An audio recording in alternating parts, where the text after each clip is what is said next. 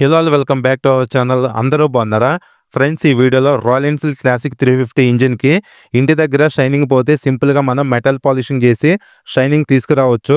ఇదంతా మనం సొంతంగా చేసుకోవచ్చు. జస్ట్ 350 రూపీస్ను స్పెండ్ చేస్తే చాలు.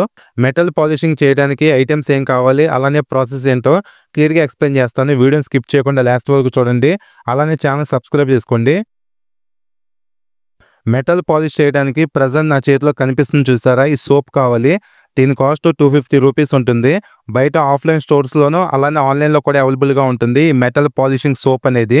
అలానే నెక్స్ట్ మనకు కావాల్సింది ఈ కటింగ్ మెషిన్, అలానే దీనికి సెట్ చేసిన స్క్రబ్బర్.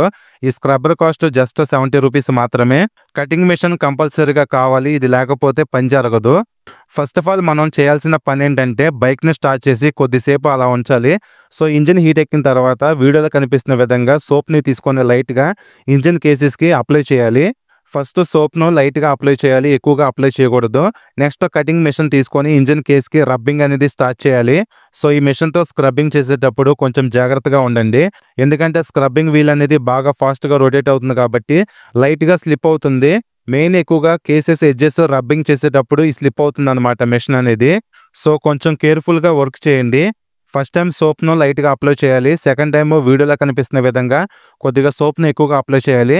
టోటల్గా 3 టైమ్స్ ఇంజిన్ కేస్కి సోప్ను అప్లై చేయడం జరిగింది.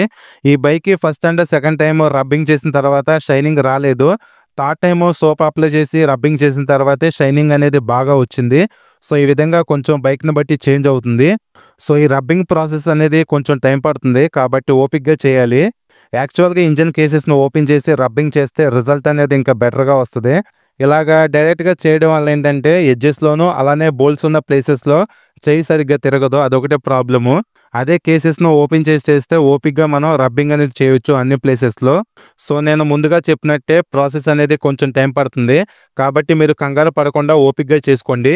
సో ప్రజెంట్ మీకు కనిపిస్తున్న వీడియో క్లిప్పు పాలిష్ చేయకముందు ఇంజిన్ కేస్ చూడటానికి ఎలా ఉంది, అలానే పాలిష్ మొత్తం చేసేసిన తర్వాత ఇంజిన్ కేస్ చూడటానికి ఎలా ఉంది. సో మీకు రిజల్ట్ క్లియర్గా అర్థమైంది అనుకుంటున్నాను. అలానే ఇంకో ఇంపార్టెంట్ పాయింట్ ఏంటంటే రబ్బింగ్ మొత్తం అయిపోయిన తర్వాత మీరు పెట్రోల్తో ఇంజిన్ కేస్ని క్లీన్ చేసుకోవాలి. అప్పుడే ఇంజిన్ కేస్ కొన్న మడ్డు మొత్తం పోయి కేస్ అనేది బాగా షైనీగా కనిపిస్తుంది. సో ఇంతే ఫ్రెండ్స్ ప్రాసెస్, సింపుల్గా మీకు అర్థమైంది అనుకుంటున్నాను. సో ఈ విధంగా మీరు ఇంటి దగ్గర తక్కువ ఖర్చుతో మీ బైక్ ఇంజిన్ కేస్కి షైనింగ్ పోతే షైనింగ్ తీసుకురావచ్చు మెటల్ పాలిషింగ్ చేసి. సో ఓవరాల్గా ఈ వీడియో మీకు నచ్చింది అనుకుంటున్నాను.